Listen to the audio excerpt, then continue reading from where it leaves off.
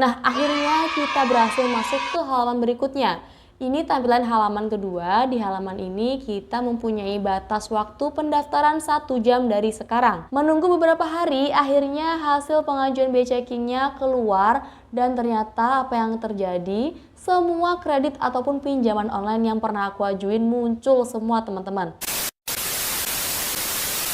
Halo teman-teman semua, kembali lagi di channelnya Fancy Labs. Dan di video kali ini sesuai dengan judulnya, kita akan bahas bagaimana caranya untuk mengecek BI checking KTP kita secara online cuma lewat handphone aja. Jadi untuk meminjam uang di bank konvensional dan mungkin teman-teman itu pengen pinjaman jenis KUR, maka cek BI checking KTP itu sangat penting. Nah, cara ceknya sekarang udah gampang banget, nggak kayak dulu lagi. Cuma lewat handphone aja kita udah bisa tahu hasil BI checking KTP kita. Yuk langsung aja ke tutorialnya.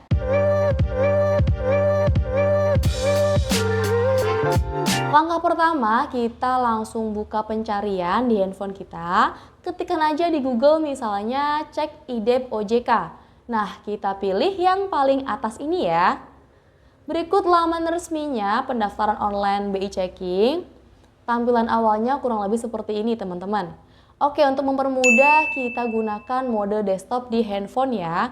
Jadi kita bisa tekan tombol 3 di pojok kanan, kemudian pilih tampilkan mode desktop. Nah, ini tuh sama kayak kita pakai komputer atau laptop, jadi lebih lebar tampilannya dan ngaruh banget untuk lebih mudah mengakses aplikasi ini dibandingkan kita pakai mode HP biasa. Kalau udah muncul kayak gini, kita tekan pendaftaran dan silahkan isikan aja data yang diminta. Kalau gagal, coba beberapa kali sampai berhasil ya teman-teman.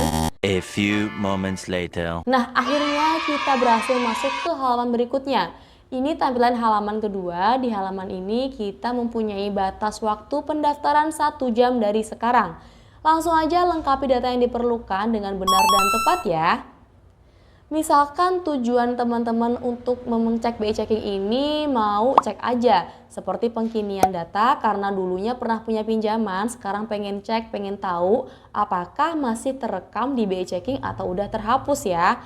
Kita bisa pilih pengecekan atau pengkinian data. Misalkan juga teman-teman mau mengajukan kredit nih, pilih aja opsi terakhir yaitu proses pengajuan kredit. Setelah selesai, teman-teman klik selanjutnya. Dan kita akan diminta untuk mengupload beberapa berkas seperti foto KTP, kemudian foto diri kita bersama KTP, dan foto diri kita bersama mengangkat 5 jari di bawah wajah sebelah kiri. Seperti ini teman-teman contohnya. Catatan juga maksimal fotonya itu nggak boleh lebih dari 4 MB ya. Usahakan fotonya itu jelas, terang, dan nggak ngeblur. Kalau udah kita langsung tekan selanjutnya. Langkah berikutnya di halaman keempat kita diminta konfirmasi ulang, pastiin dibaca lagi data dirinya, kemudian fotonya juga dipaskan benar atau enggak. Kalau udah kita centang ke persetujuan pojok kiri ini. Kemudian setelah teman-teman centang akan muncul permohonan. Langsung aja ajukan permohonan dan secara otomatis pendaftaran kita berhasil. Selanjutnya akan ada nomor BI checking-nya. Secara online ini boleh disalin atau misalkan nggak sempet nyalin, nggak usah khawatir karena udah dikirim langsung ke alamat email yang kita masukkan tadi. Misalkan juga kita mau cek nih sampai mana data yang kita ajukan tadi, kita bisa masuk ke halaman pertama tadi, kemudian kalau tadi kan pilih pendaftaran. Nah, kalau ini kita pilih cek status layanan dan masukkan aja nomor pendaftarannya. Misalkan teman-teman lupa, tinggal buka email aja dan masukkan nomor yang dari OJK-nya. Setelah masukkan nomor, tulis CAPTCHA dengan benar, maka akan muncul status layanannya. Nah, status layanan yang dari tadi aku cek ini masih sedang dalam antrian verifikasi. Biasanya memakan waktu sekitar 3 hari kerja atau bisa lebih tergantung antriannya. 3 days later. Menunggu beberapa hari, akhirnya hasil pengajuan BI checking-nya keluar dan ternyata apa yang terjadi, semua kredit ataupun pinjaman online yang pernah aku ajuin muncul semua teman-teman.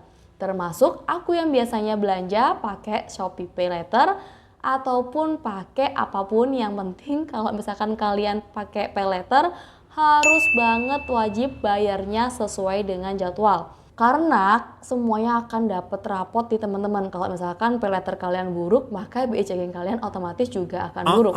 Nah, nilainya seperti ini. Kalau misalkan nilainya 0 itu lancar bayarnya. Kalau nilainya 1 pernah telat, 2, 3, 4 itu semakin buruk ya. Jadi bentuk penilaiannya itu kalau angkanya makin besar, maka rapotnya makin kurang baik. Oke, itu tadi tutorialnya. Semoga bermanfaat dan bisa membantu. Kalau masih bingung, tanya aja di kolom komentar. Terima kasih dan sampai jumpa di video selanjutnya.